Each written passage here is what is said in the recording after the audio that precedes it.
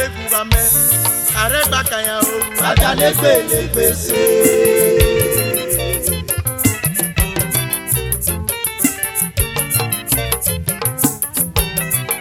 uga kegugamo mega fokora o Bàtà lẹ́gbẹ̀lẹ́gbẹ̀sẹ̀.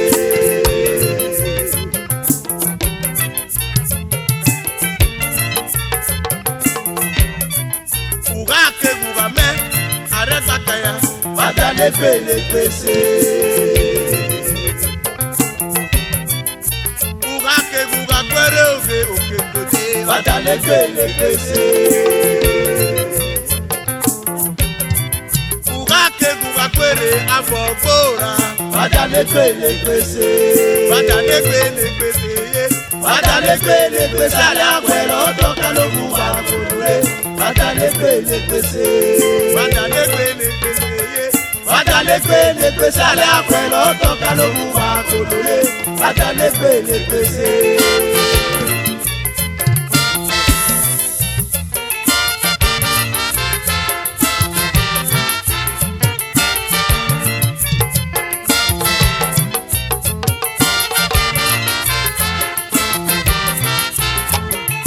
obi Bolivia o igere oye dugere o ihe ni wa gwere oye eluigwe o young Bolivia igegere oye dugele afemayo wa gwere oye eluigwe wale go ga igwe iro ka me contribute my quota o ihe ni wa gwe mire ya dugele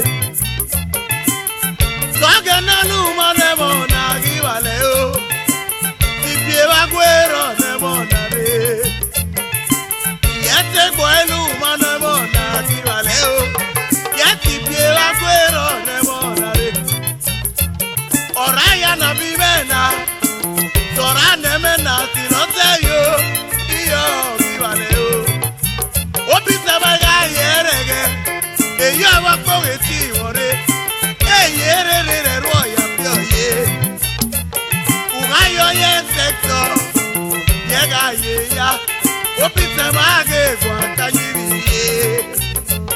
Ugayo ye sector, ye kwaya kwa, afema yege gwanta yiriye.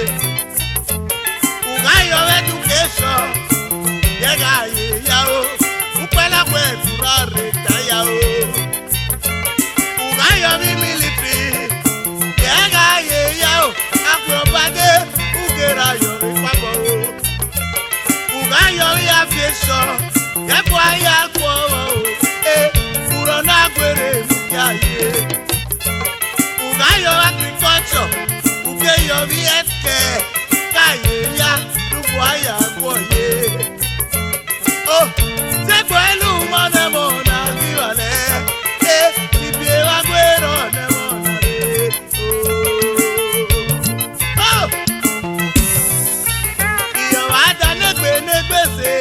Bàtà lẹ́gbẹ̀lẹ́gbẹ̀sẹ̀ alẹ́ àpẹẹrẹ ọ̀dọ́ kálógún wà kòlóore. Bàtà lẹ́gbẹ̀lẹ́gbẹ̀sẹ̀. bàtà lẹ́gbẹ̀lẹ́gbẹ̀sẹ̀ Bàtà lẹ́gbẹ̀lẹ́gbẹ̀sẹ̀ alẹ́ àpẹẹrẹ ọ̀dọ́ kálógún wà kòlóore. Bàtà lẹ́gbẹ̀lẹ́gbẹ̀sẹ̀.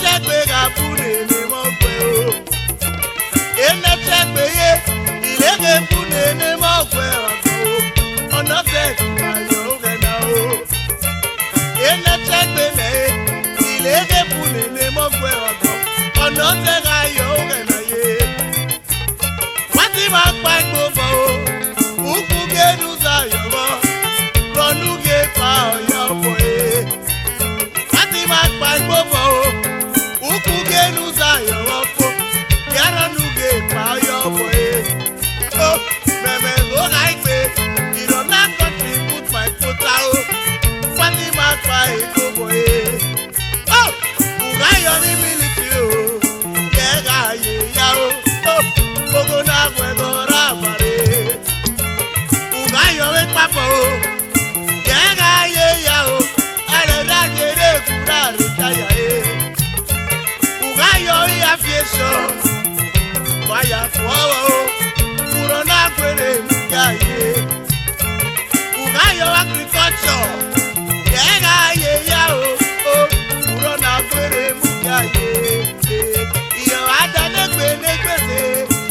Padàlégbélégbé sálẹ̀ àpẹ̀ lọ́tọ̀ ká ló mú wa kúrólé. Padàlégbélégbé sí. Padàlégbélégbé sí. Padàlégbélégbé sálẹ̀ àpẹ̀ lọ́tọ̀ ká ló mú wa kúrólé. Padàlégbélégbé sí.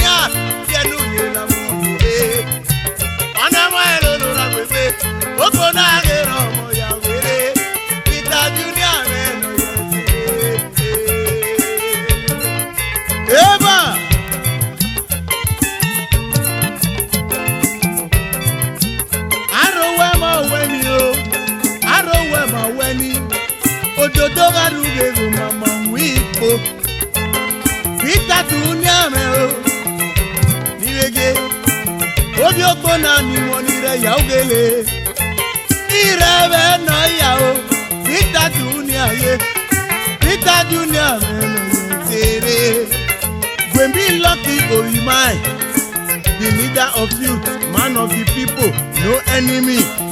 Oyonwa, Lucky Oyimai, welcome my email. Oye Junior Gabriel, Onobakaya in Ifo, Lucky no my email, Yagwe. Managing Director, Ime Oyimai Ventures Limited, Accra, Ghana. International figure. Ghana, Europe, not you, no my email. Money again, no my email.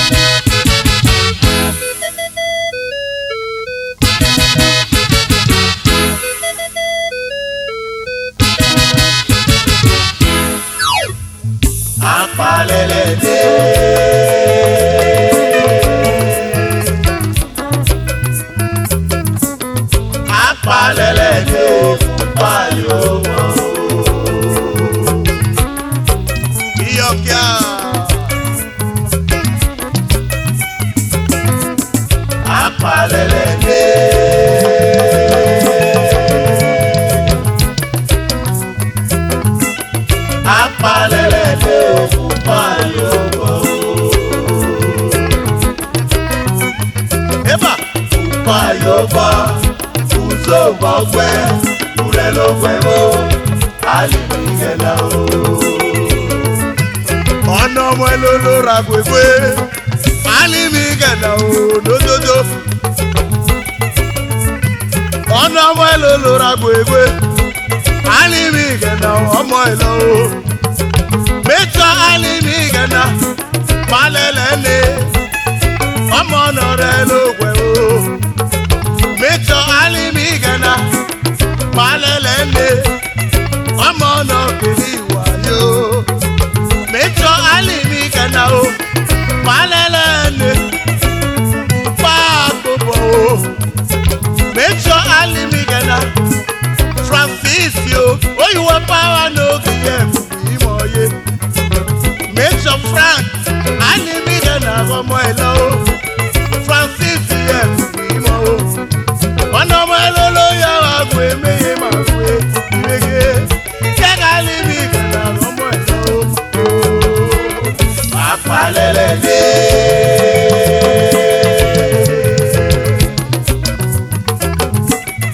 Apalelele Payoba. Apalelele.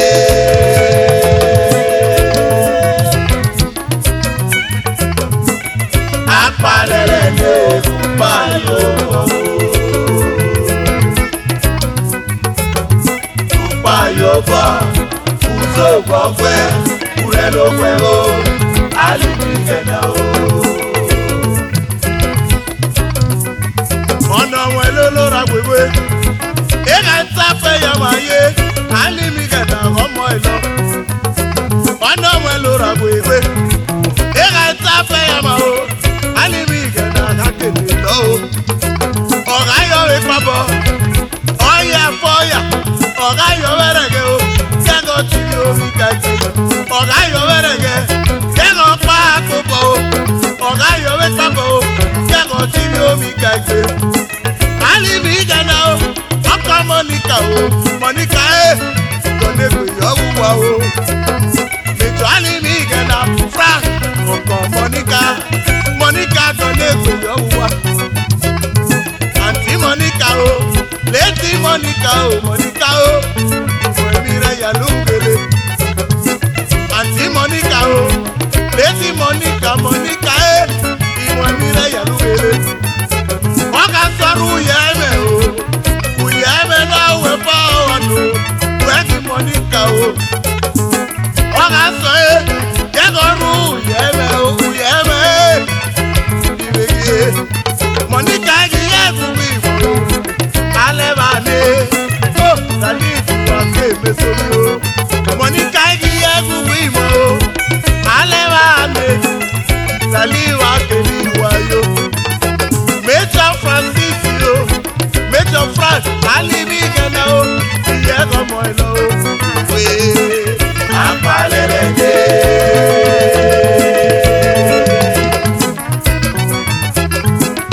Apalelele Payoba. Apalelele.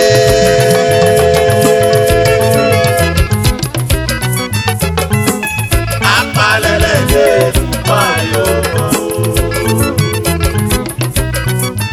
Eba, Payoba, uzo bogwe, urelo kwemo, alibigela o.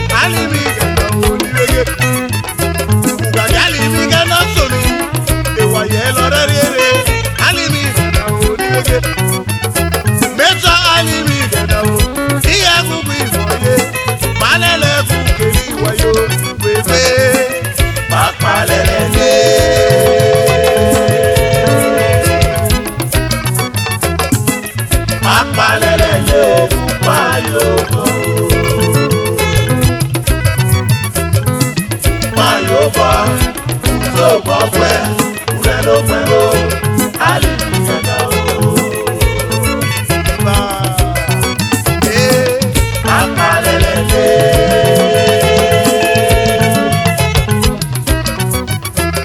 Yeah, Amalele.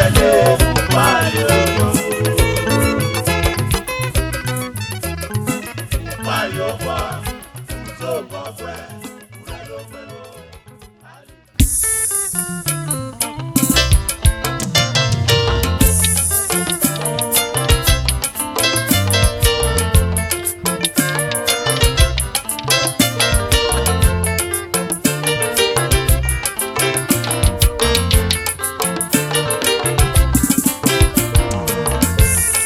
Zaikeke Mikel Uzaki Owele, Zaikeke Mikel Uzaki Agbo, Zaikeke Mikel Uzaki Owele, Zotorere Uzaki Agbo, Onusorena Agbo Yege Mioli Oye, Ozakuza Agbo Tabigore. Eva, Zaikeke Mikel Uzaki Owele, Zaikeke Mikel Uzaki Agbo, Zaikeke Mikel Uzaki Owele, Zotorere Uzaki Agbo, Onusorena Agbo Yege Mioli Oye, Ozakuza Agbo Tabigore. Eva Iyokia Ona mwelolo ya wagwe meye magwe Chifi nauge Chisiva nosi nauge Oye machant Ovi fuga o Chisiva nosi nauge Oye machant ye Ovi fuga o Shaman FPU Fuga Progressive Union Chairman Lagos. Uke na zolo yomi. Inage nomo ime o. Siva eni wa kwe gbare. Inage nomo ime o. Uwele na lilage gona o. Ozakuza o kugwe gomo ime o. Uwele na ligi loge gona Ozakuza ugwago moime o.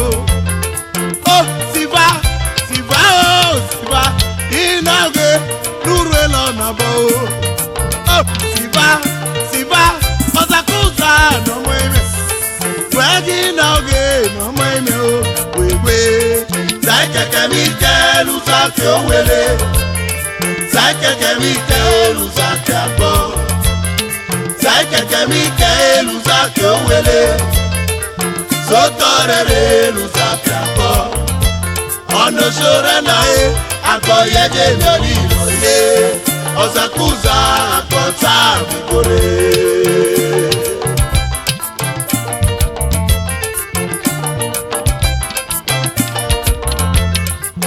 Ono welolo ya wagwe meye me o, ulogo mage na niwege. Ono welolo ya wagwe meye megwe, solo obamige nomo ime o. Uwele na liloge gona obamige, uwele na liloge gona obamige oye. Ayemo, Tony ayemo, ugwego mo ime o. Ayemo, Tony ayemo, wego moime. Ulogo mage na niwege, ne moime o. Ulogo mage na niwege, ne moime o. Agwazakuza o, Chairman yo, Fuga Progressive Union, Lagos branch. Oyi Fuga, Okamare no mo kekelo. Ozakuza lore memo keke. Oyi Fuga, Okamare no mo kekelo. Wego Zakuza lore memo keke. Ulogo mage na niwege, emi wakwe bare. Ozakuza o no memo. Oh, imonige na moime, imonige.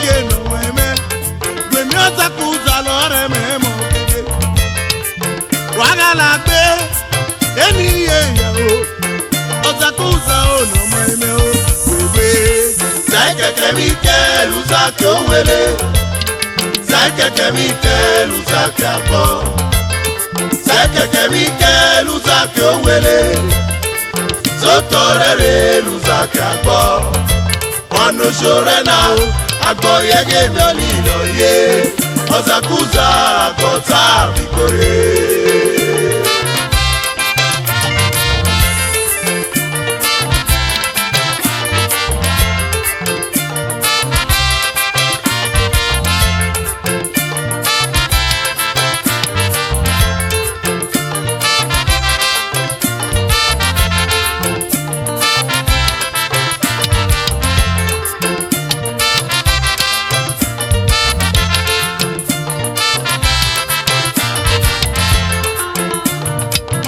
Ovi fuga no mo keke, beni gba no me godwe godwe. Ipe mo ovi fuga, ono mo keke, beni gba no me godwe godwe. She Patrick dada o, say it o, yegbe mo ya me o, orere mo keke. She Patrick dada e, say it, ono ya vi Kaduna, yebu wege. Patrick dada o, uwele neli loge gana o. Patrick dada o, wimo o. Chifa zebe oga o, uwele neli loge gana. Azebe oga yebu wimo o. Iyo waga na pe, uwele neli loge gana. Chifa zebe oga o, lododo. Patrick dada o, wemi igbanome o, igbanome o. Yego dwe goyo wi. Beno me no li fuga o, beno ye gi lore me mo keke. Oh, beno me no li fuga, igbano me lore me mo keke. Beni gbano me o, igbano me o bubu iwege. Beni gbano ye, igbano me o, igbano mi ye bubu iwege. Geru no me me. Abemi gbana me o, garu bagi lore me mo keke. Oh, udo, ogi fuga o. Oh, udo egi lore me mo keke. Udo egwe no fuga. Yo abemi gbana lore me mo keke. Beni gbana me o, iye bubu iye. Yo tore le usayere. Zakeke Mikel Uzake Owele, Zakeke Mikel Uzake Abo, Zakeke Mikel Uzake Owele, Zotorere Uzake Abo, Ono Shorena, Agbo Yege Miolilo Ye, Beni Gbanome Agota Bikore.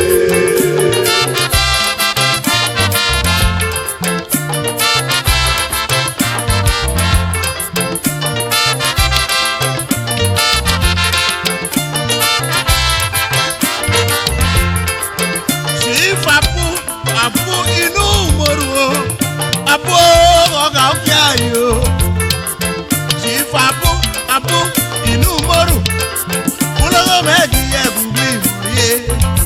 Abu inu moru, oyogi gona, nakbo gekiloge. Abu inu moru, uwa yake oyo apiola manomo, ame menu leyele. Abu inu moru, Dr. Alasa, ye kwemi kwege yame o. Abu inu moru, yenu kakabo leyele. Dr. Alasa, Tagapu inu moru, ega wakaye. Zakeke Mikel Uzake Owele, Zakeke Mikel Uzake Abo, Ono Shorena, Agbo Yege Miolilo Ye, Ozakuza Agota Bikore.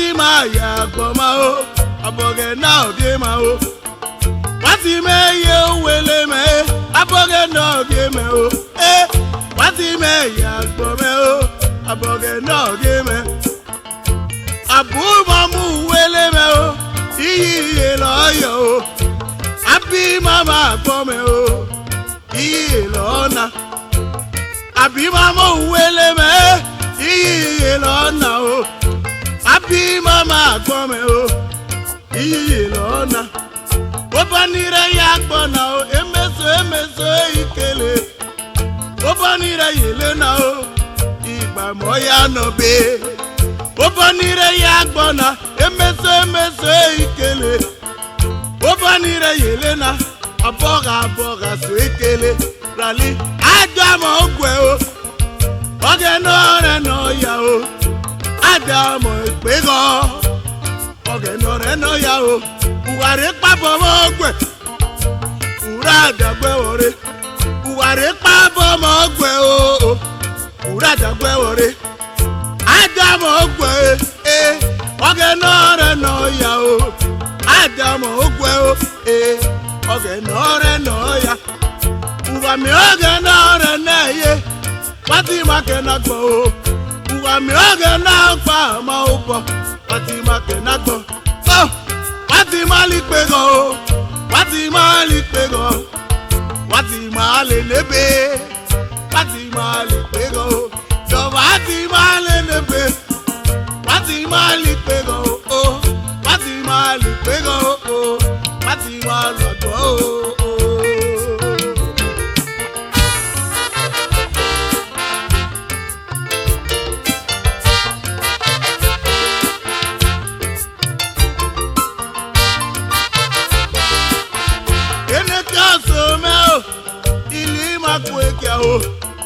Eneke mbesomiye inikele barista alege san alege oyi kabiko alege o ọ̀nà ke mbesomi lọ barista alege san alege san alege osti o barista osti alege senior advocate of Nigeria. Iyagubi irege, obi kabi igbo. Ọkele ẹ̀rọ ọ̀pọ̀tọ̀ náà lẹ́yẹlé. Ọkele ẹ̀rọ ọ̀pọ̀tọ̀ náà sọmọtẹ. Àgùn ìfẹ̀rí o, Mrs. Alege. Lami o, ìyẹ̀gùn ìmọ̀ ye. Àgùn ìfẹ̀rí o, Mrs. Alege. Lami o, Lami ìyẹ̀gùn. Ọ̀fà lóso ọ̀rẹ́ ló gbọ́ yàyà o Mrs. Alege wá kí máa pè mí ní màmá o ọ̀mí ọmọrún alóde o Lami yẹ̀kùn wá ìrèyè Mrs. Alege ìyẹ̀kùn gàlàgbé ọ̀pọ̀tọ̀ náà sọmọ́sẹ̀ ọ̀pọ̀tọ̀ náà lẹ́yẹlé ọ̀pọ̀tọ̀ náà ló gbẹ́tọ̀ Mrs. Alege.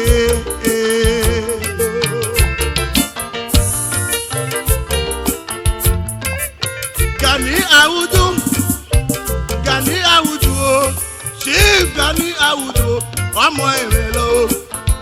Ugarobo Yemi Gani, Uke Police mọ o. Ugarobo yi Gani Awudu, Uke mẹ́mọ. Gani Awudu o, ìtẹ̀mẹ́gọ̀ náà o. Ọkọ̀ nana, ìtẹ̀mẹ́gọ̀ náà o. Gani Awudu o, yẹ ìtẹ̀mẹ́gọ̀ náà o. Gani mẹ́ o. Gani me ago.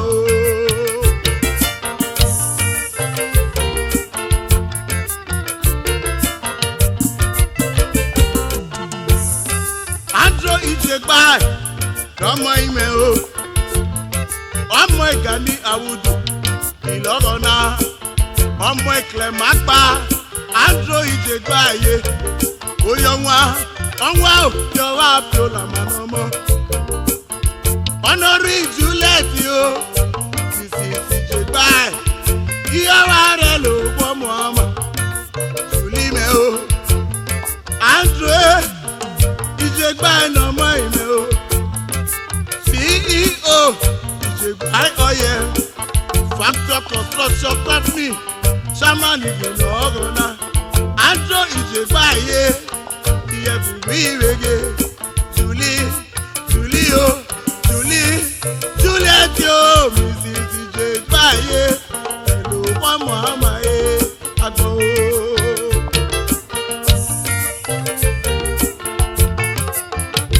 Francisio ìtẹ́ẹ̀dẹ̀ o ìmọ̀dú ìtẹ́ẹ̀dẹ̀ o olùfúga o clearing and forwarding ìnílọ́gbé clearing and forwarding ìnílọ́gbé clearing and forwarder ìyẹ́gì lọ́gọ́nà ọ̀nà ọmọ èlò ra gbégbé ìfúgèrò mọ́ yàlúgele Francisio ìmọ̀dú nọmọ ìmẹ̀ Francisio ìmọ̀dú nọmọ ìmẹ̀ Francis ìmọ̀dú obi fúga o ọkọmọdé nọmọ lókèké ìyẹ̀gì lọ́gọ́nà ẹ̀nà búgbé àgàyọ́lá fàrẹ́ nẹ́rọ àríwí omi ká o Francisio wẹ́gì ìmọ̀dú o wúlẹ́gà mi omi omi yé mọ́ní rẹ̀ yẹ̀rù gèlè. Ulega mi o ìwé nírẹ̀ yàlúwele Francisio ìmọ̀dú nọmọ ìrẹ̀ Francis ìmọ̀dú ìyẹ́ ìbùgbé ìmọ̀ye àgọ́ o. Evangelista olùchí nọmọ ìrẹ̀ o Evangelista Mrs. ìtẹ́jẹ́ Evangelista rẹ̀mọ̀ yálọ̀ mi o àgọ́ o.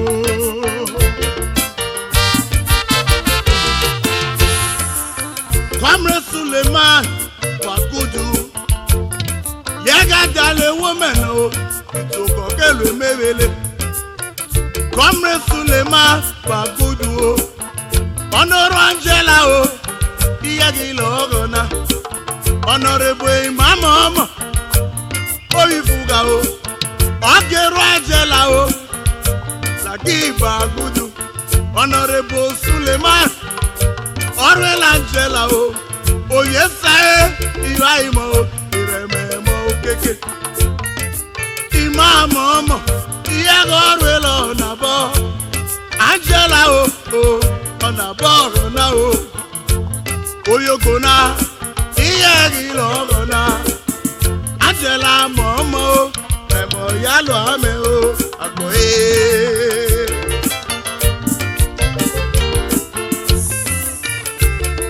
Madamisa o yẹnu sókè mọ́ àgbọ̀ orí fúga o ọkọ mọ́rẹ́ náà mọ́ kéke Madamisa orí fúga ọ̀nọ́rọ̀ àgbọ̀ àpì ìbò ìlọ́rọ̀ náà ó Lọ́ndọ̀nà lọ́rùwé lọ́mọ alúgẹ̀ Lọ́ndọ̀nà lọ́rùwé lọ́mọ alúgẹ̀ André yé o pẹ̀lú ọmọ àmà o. Ima o Damisa nikele ọtí Damisa o ulogo meye nikele paremo yalo ame ọtí o iyọ̀pima o ulogo meye nikele iyagiwa ìmọ̀ o ìmọ̀ nigeye ìrẹ̀mẹ̀mọ̀ kéke àgbọ̀ o.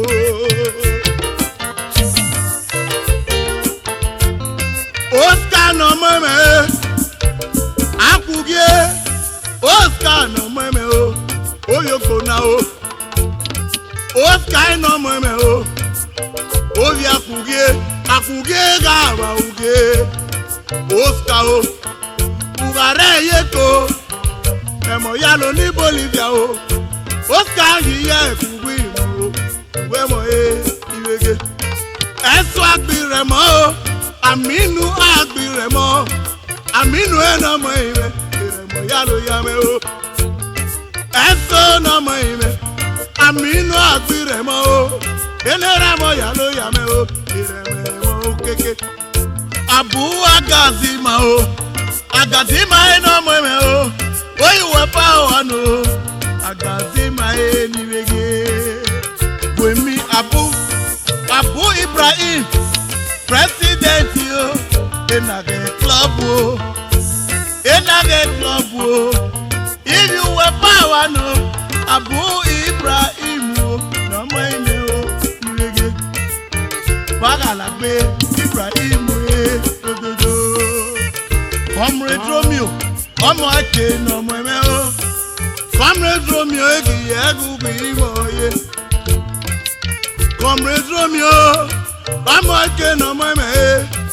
Comrade Romeo, egungun iwege.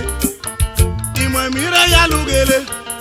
Comrade Romeo, gbèmí àpò òkú. Èdè rẹ̀ mẹ́mọ̀ òkèké. Comrade Romeo, takijọ́ nàkígbé. Àpò òkú lórí fúga o. Èdè mẹ́mọ̀ òkèké.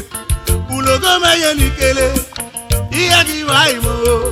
Ìmọ̀ ìmírẹ̀ yálùge. Àpò òkú ìwà ìmọ̀ yé. Romeo, Romeo, Romeo, Romeo, Romeo, Romeo, ìwà ìmọ̀ yé agbọ̀ o.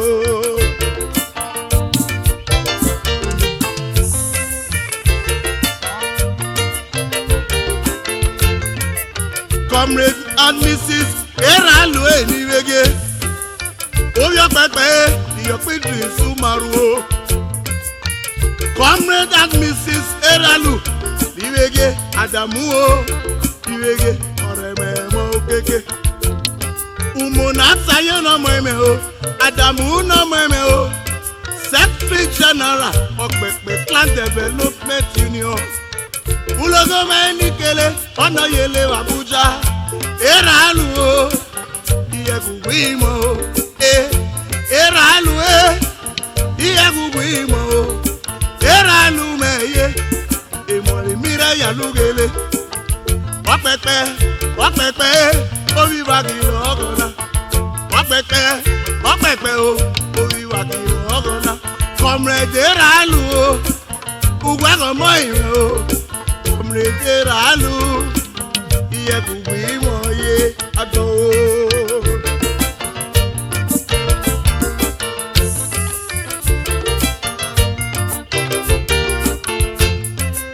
Bishop Akalume n'ọmọ ìwé o. Ọkọ̀ Bọ́lá, oyiyukwu egi lọ́gọ̀nà.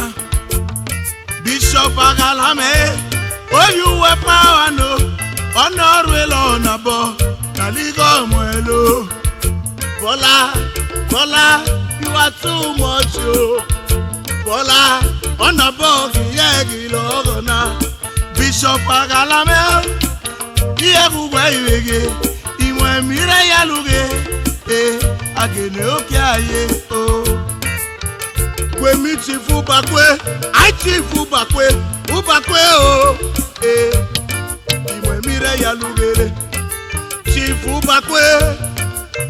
Oyo pè láyé, ìyàwó ìmọ̀ ìmírẹ̀ yálùgele.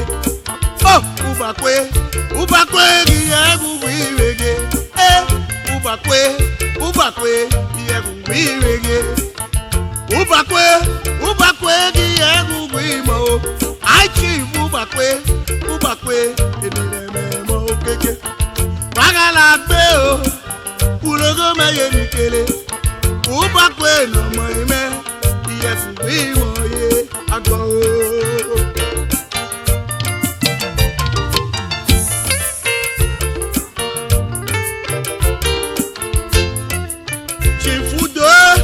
Oyare Kwane Rama o, Itewege Obuzarwe.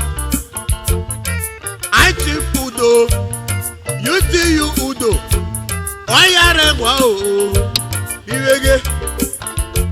UTO Udo Ulogo mege na nikele.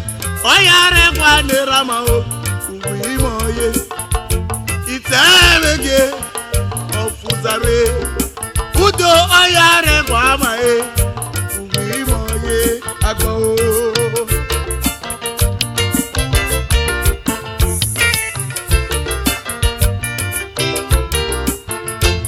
Honorable Ahmed o, Obi South TBA. Honorable Ahmed, Obi South TBA. Ọrụ ìpìsì o, ọ̀nà bọ̀ ọ̀gọ̀nà. Ọrụ ìpìsì ye, ọ̀nà bọ̀ ọ̀gọ̀nà.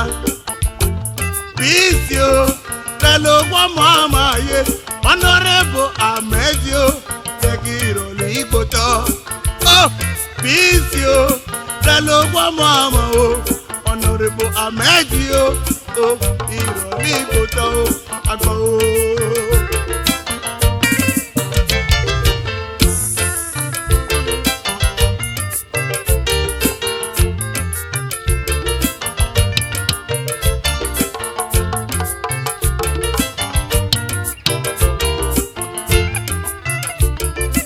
Papi egeye no mama General obibi eguiye Papi egeye no mama General no mama obibi eguiye Obi fuga o no yele apibo obi fuga o ono yele apibo Papi egeye no mama Papi, Ramo yalo yame o, Papi, egeye no mame, Papi o, Ramo yalo yame o, agbo o.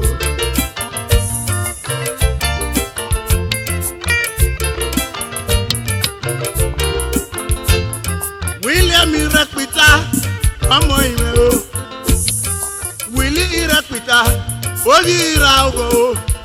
Ugare yabuja yega ye maya kwemi wili ikumi afeme ege na o Wagare yabuja o baga ye maya o Rodney o oya fasho me Rodney no mweme o Rodney no mweme o afasho afiola manali e kwemi atairu no mweme o Rodney no maime o ire wa kota o Gwemi atairu no maime o ire wa kota atairu no bi afashe ire wa kota o bi afashe no ye wa buja o ire wa kota Gwemi Johnny Honorable Muma o ire wa kota Honorable Muma o enduso kema to ire wa kota Oni fuga ye kino kono ire wa kota Ojala mana moi ire wa kota Ojala mana moi ire wa kota Emi okuma yenu sokema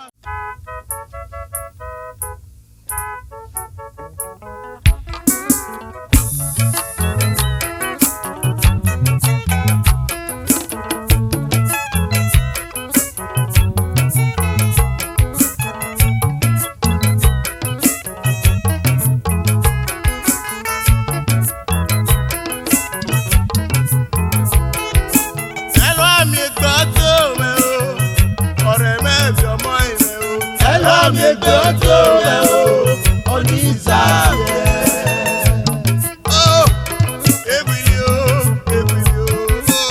Ẹ̀rọ mi gbọ́dọ̀ rẹ̀ o onísàlẹ̀.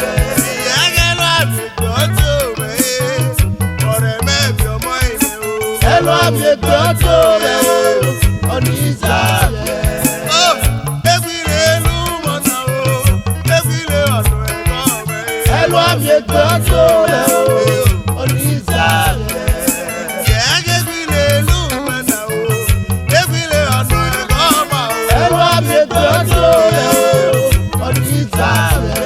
Ìyẹ́gẹ́lọ́ mi gbọ́dọ̀ rẹ̀ onísàlẹ̀ ọmọ ìlẹ̀. Ẹ̀rọ mi gbọ́dọ̀ rẹ̀ o onísàlẹ̀.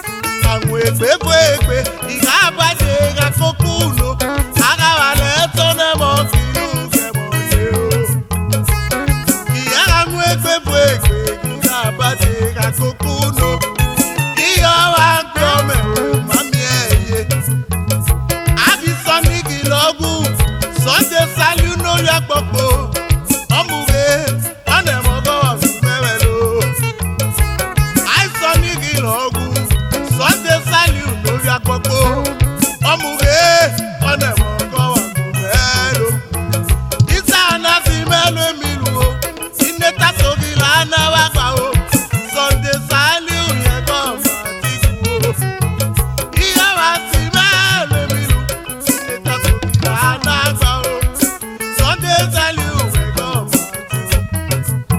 Màá jẹ́ ìyẹn mẹ́fún kánò lóde ọ̀wá yọ̀ mẹ́ẹ̀kọ́ gbọ́ o wọ́n kì í máa rà àmà ìwé Amẹ́ríkà o ìsàdọ̀sì.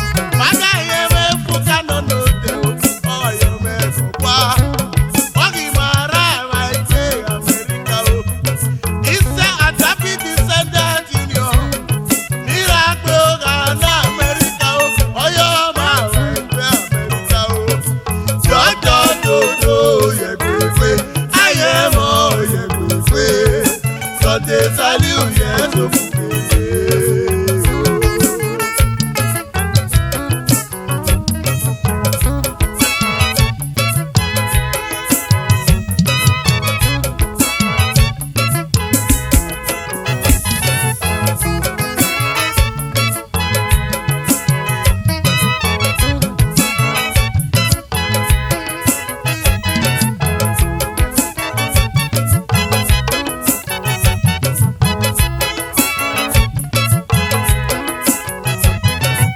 Sunday Saliu iye tó fún gbẹgbẹ o ìsọ̀nà tẹ́jọ́ fún yọ máa wà lò. Sunday Saliu iye tó fún gbẹgbẹ ìsọ̀ní o ṣe ẹ̀kọ́ lẹ́lẹ́ máa o. Ọ̀tàwó náà wọ́n ẹgbẹ́ ọ̀rẹ́pẹ́ náà yá kó ìsọ̀ní wọ́n ké náà sọ̀rọ̀ yóò rí o. Èmi máa tẹ́ gbégbáyé ìfẹ́ bá kàn o. Ìsọ̀ní Saliu ọ̀gẹ́dà rẹ̀ yóò fún gbèsè. Ẹ̀rọ mi gbọ́ tó mẹ́ o, ẹ̀rọ mi gbọ́ tó mẹ́ o, onígbà tí kò já mi ṣe o. Ẹ̀rọ mi gbọ́ tó mẹ́ o, ìrọ̀nà àgbọ̀mọ́ ìfẹ́ o. Ẹ̀rọ mi gbọ́ tó mẹ́ o, onígbà tí àpì mi ègò mẹ́ o, àpì mi ègò mẹ́ wà láti o, ẹ̀mọ́ ìsọ̀ní. Ẹ̀rọ mi gbọ́ tó mẹ́ o, onígbà tí àti àbọ̀ èèyàn wá gà mí pé o, ẹ̀mọ́ ìsọ̀ní wà o. Ẹ̀rọ mi gbọ́ tó mẹ́ o, onígbà tí àtẹ̀mú igi mo pa o, àtẹ̀mí igi mo pa o ká gèdè o. Ẹ̀rọ mi gbọ́ tó mẹ́ o, onígbà tí gbẹ̀múdà ẹ̀ wá gà gèdè o, ẹ̀mọ́ ìsọ̀ní rẹ̀ o. Ẹ̀rọ mi gbọ́ tó mẹ́ o, onígbà tí aláàjì yá sí ìmúsá yá sí wá gà gèdè o. Ẹ̀rọ mi gbọ́ tó mẹ́ o, onígbà tí ABC wẹ̀lẹ̀ ga o, wíì tá a fọ o wá gà gèdè o. Ẹ̀rọ mi gbọ́ tó mẹ́ o, onígbà tí Sùsàyè Sùsàmẹ́ o Sùsàmẹ́ o káàkiri òkè. Ẹ̀rọ mi gbọ́ tó mẹ́ o, onígbà tí Rosemary o ayé mọ̀ o RM kí mẹ́lẹ́lì Sùsàyè. Ẹ̀rọ mi gbọ́ tó mẹ́ o, onígbà tí Ambassador Peter Anegbe o Anegbe o ká ti jẹ o. Ẹ̀rọ mi gbọ́ tó mẹ́ o, onígbà tí Idris Umaru o Idris Umaru ká gèdè o. Ẹ̀rọ mi gbọ́ tó mẹ́ o, onígbà tí Sunday mọ̀mọ́ o kàkí sọ ní ìkàkà mi ò kọ̀ yé o. Ẹ̀rọ mi gbọ́ tó mẹ́ o.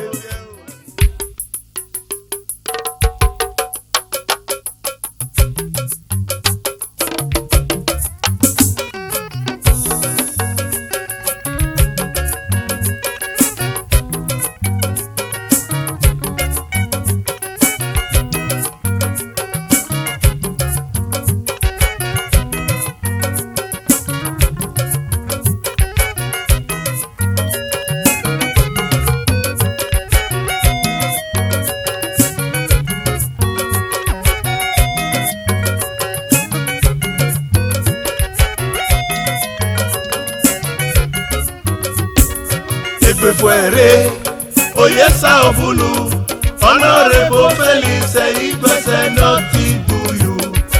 Ekpefuere Oyesa Obulu Agapwe Felice Igbese, God bless you.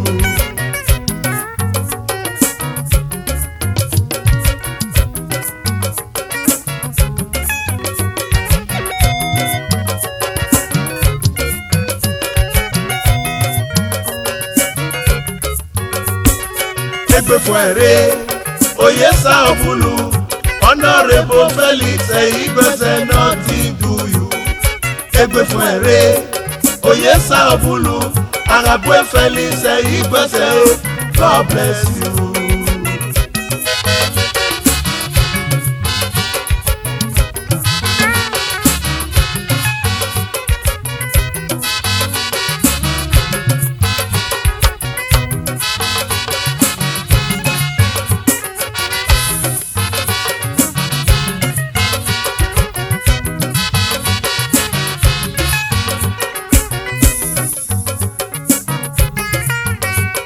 Ekpefuere Oyesa Obulu Felice Igbese o. Ekpefuere Oyesa Obulu Honorable Felice Igbese Chauffeur International Oleyele Honorable Oloyegwe meye magwe Chauffeur International Oyesa Gona o. Oyepo maye the leader of youth, you are too much, yo. Chauffeur here, the leader of youth, chauffeur, he was here, on a well, yes, I am to get it. Chauffeur here, on a well, oh, yes, sir, I will chauffeur here.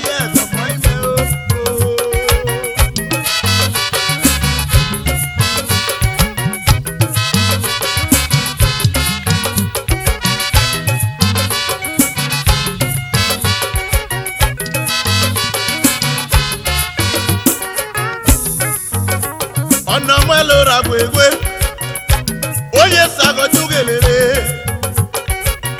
Ọ̀nà mẹ́lò ló yẹ wá gbé mèye máa gbé. Yẹ́gò yẹ sàyẹ̀ wá gò túgèlèrè. Chauffeur ẹ̀nà ọmọ ilé. Felice Agapwe, chauffeur God sent. Ọ̀nà mẹ́lò ló yẹ gbé mèye máa gbé. A frontliner, chauffeur gbogbo ẹ̀rọ ọmọ ilé o. National President Association of Local Government of Nigeria, Agoche. Vice President, United Cities and Local Government of Africa. Member, Board of Commonwealth Local Government Forum, London. First Vice President, World Conference of Mayors. A man of honor, you are too much, award winner. Honorable Olora Gwegwe, Agapwe Diye Kuwimo. Ulogo mege na nemwe o. Iye guga na gbe nemwe o. Ekpefuere Oyesa Obulu, Honorable Felice Igbese nothing to you. Ekpefuere Oyesa Obulu Agapwe Felice Igbese, God bless you. Ọ̀nà wọn ló ló gbé meye máa gbé. Agapwe Felix yo. He's married to the most beautiful woman in the land. Nirege. Most beautiful, paragon of beauty, God-fearing woman, faithful Magdalene. General Manager Chauffeur Group of Companies. Wagi Maraboye Moisike. Chauffeur Giye Gubi Wege. Urekbe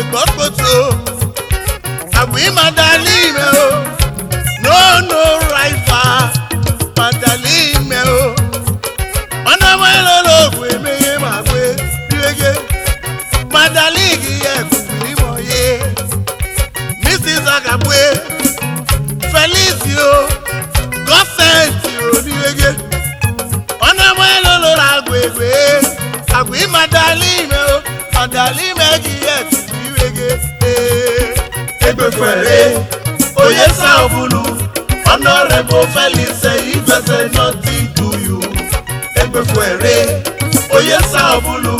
Agabwe Felice Igwese, God bless you. Agabwe Felice Igwese, God bless you. Agabwe Felice Igwese, God bless you.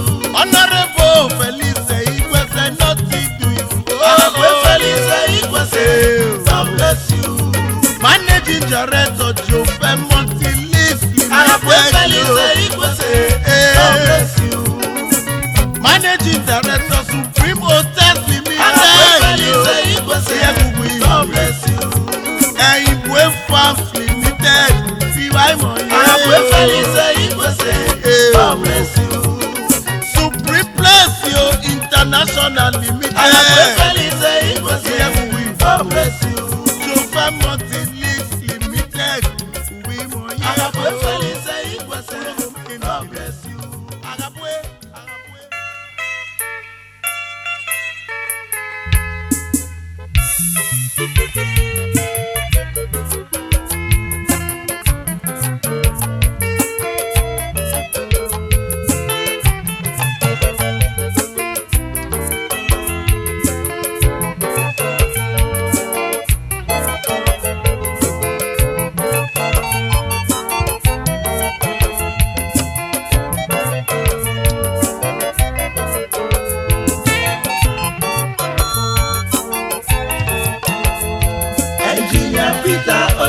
Aya, aleyele, ọ̀nà tí yomi ká gbé, kúlẹ̀dà mioyomi o. Engineer Peter ọjọ́ aya, aleyele, ọ̀nà tí yomi ká gbé, kúlẹ̀dà mioyomi o. Afọ́gẹ́nà, àrọ́ àlọ́ra yáyé, Engineer Peter ọ̀yà nọmọ ẹ̀mẹ́ o.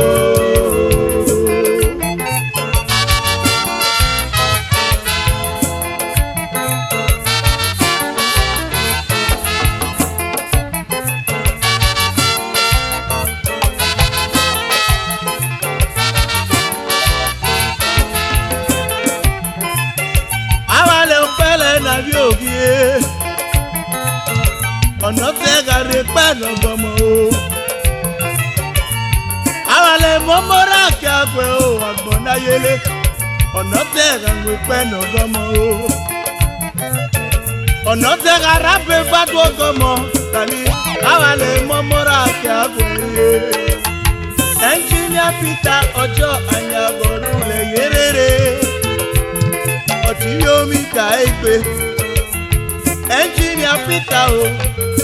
Ọjọ́ anya nìkele, ṣàmánì ẹ̀dùnlọ́ ọ̀gọ́nà.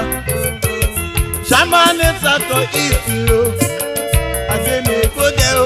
Uwe pàwà n'o yẹ nírí ọmọ ẹ̀. Uwe pàwà n'o, yọ wá tó lamà nọmọ o. Ọkọ mọ́rí nọmọ kékeré ìdùnlọ́ ọ̀gọ́nà o. Uwe pàwà n'o, yọ wá n'èrú nọmọ. Ọkọ mọ́rí nọmọ kékeré ẹ̀gọ́dù wèrè. Engineer Peter o, Peter ọjọ́ ayaye, anyana ọmọ ẹ̀mẹ́ ẹ̀gọ́dún lélẹ́rẹ́. Yàrá tí rí omi ká gbé, wẹ́dà mí ò rí omi o. Engineer Peter ọdún rẹ̀ yéèrè. Ọ̀nà tí rí omi ká gbé, wẹ́dà mí ò rí omi o. Engineer Peter ọdún rẹ̀ yéèrè. Ọjọ́ mọ́rẹ́ náà mọ̀ kéèké yọ àgọ́dún lélẹ́rẹ́. Ojojo garuge ko mama guriko. Ọkọ mọ́rẹ́ náà mọ òkèké. Tí ẹ̀kọ́ tún gbélére. Ojojo garuge ko mama guriko. Engineer Peter ọjọ́ àyà lọ́lẹ̀ yẹlé. Ọ̀nà tí yomi ká gbé. Kúlẹ̀dà mi ò rí omi o. Engineer Peter ọjọ́ àyà lọ́lẹ̀ yẹlé. Ọ̀nà tí yomi ká gbé. Kúlẹ̀dà mi ò rí omi o. Afọ́gẹ́nà, àrọ́ àlọ́ra yáyé, Engineer Peter àyà nọmọ ẹ̀mẹ́ o.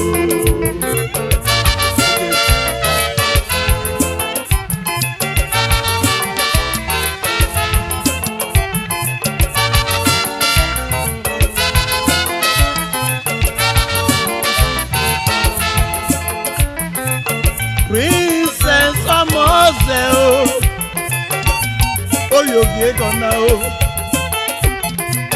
Princess Omoze Anya wife to the chairman Champesigi Logona Esato Isio Princess Omoze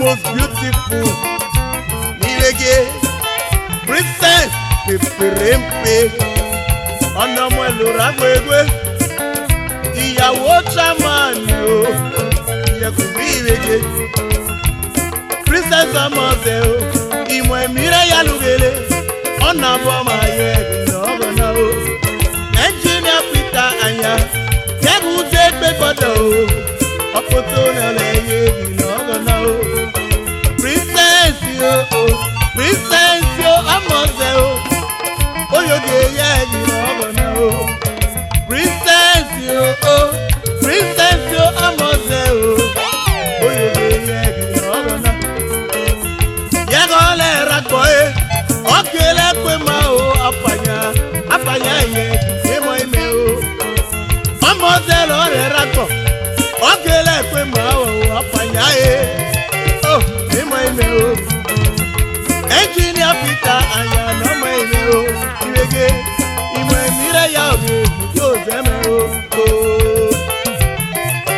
Ìrègé olúwẹ̀ fún àwọn anónìmọ̀ Ambassador Aminu Nigeria principal representative to ECOWAS mission olúwẹ̀ fún àwọn anó Ambassador Aminu Eme Wisdom Aminu Egiye Figuimo Ambassador Wisdom Mulogobe Yenikele Mulogadmira Akipelo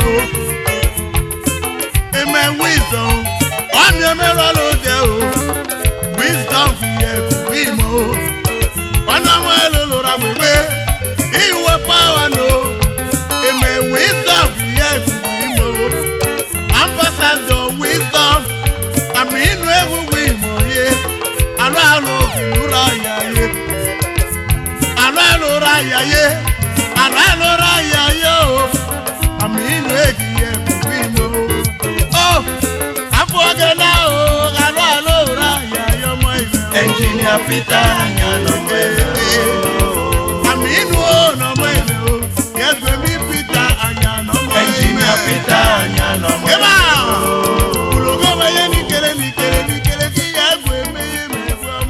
Engineer Peter Anya no mo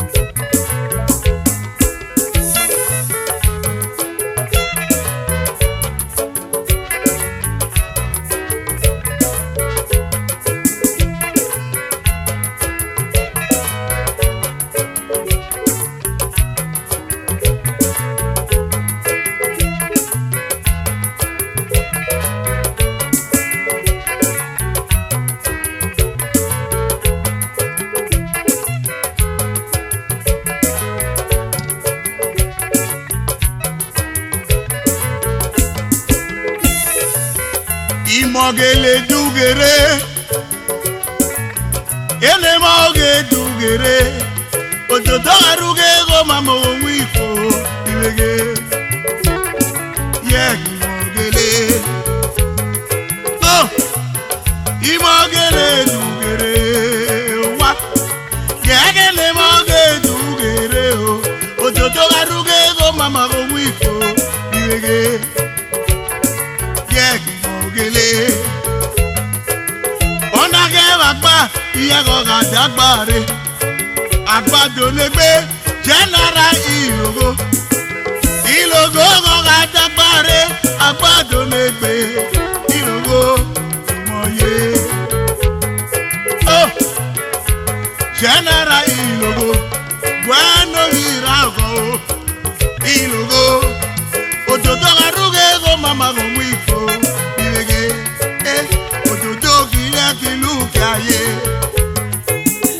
General Ilogo Adenomo Ilogo Bueno Irabo Oramume Yega Vaporane Ilogo Omolukayo Oh Yegi Reve no more Vao General Ilogo Ilogo Guguimo Any money raga yuge any money that's about do Ilogo Agenokayo Ilogo of ECOWAS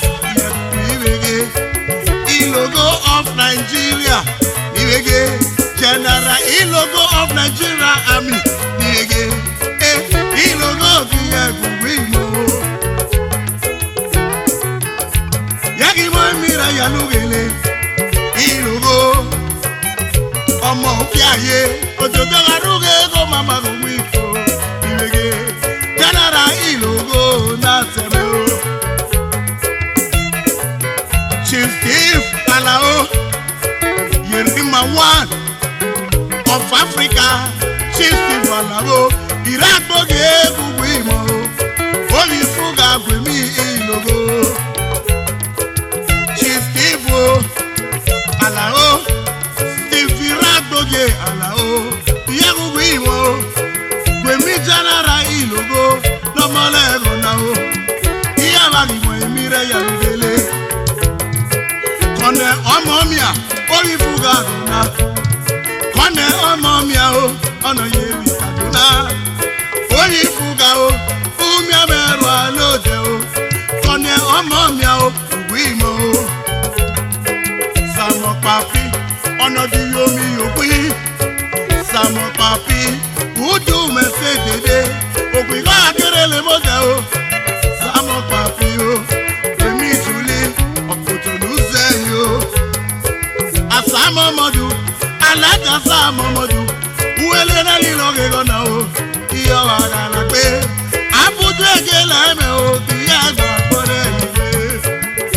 Etelulu megi ye ye o Joseph Ikodo, Obi Kabifo, Ijo Ikodo, Iyagugu Ilege, Auntie Selina Iyagugu Imo, Oh, Ikodo Iyagugu Ilege. Yagi mo mire yalugele, Kingsley Ugabi, Kingsley Ugabi o, Yago Mona Leya o, Obi Ugabi gona o.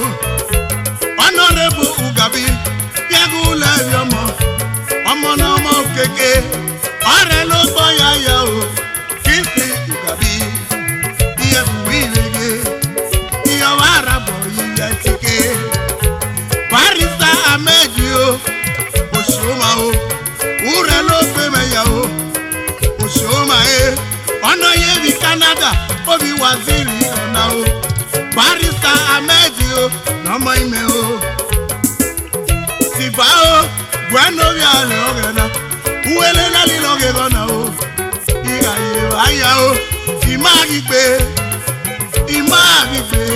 Emmanuel agigbe Gwemi ale ogena o Waga na gbe Ulogo bege na nilege Gwemi Ilogo kiye kuwimo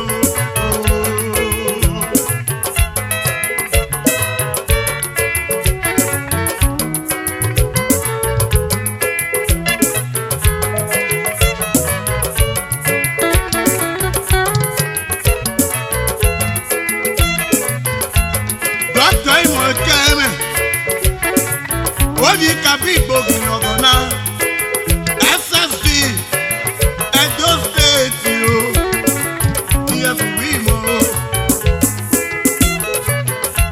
Dr. Imo Ekeme o Ulogo megi yefu wimo Dr. Imo Ekeme Oji kabi gbo Iyabagi gwe mire yalugele Kwamre Philip Shaku o Majority leader, Edo State House of Assembly, Comrade Shaibu, Nomo Ime o, Comrade Shaibu Gwemi Clemagba Iyagugu Imo, Prince Clem, not represent.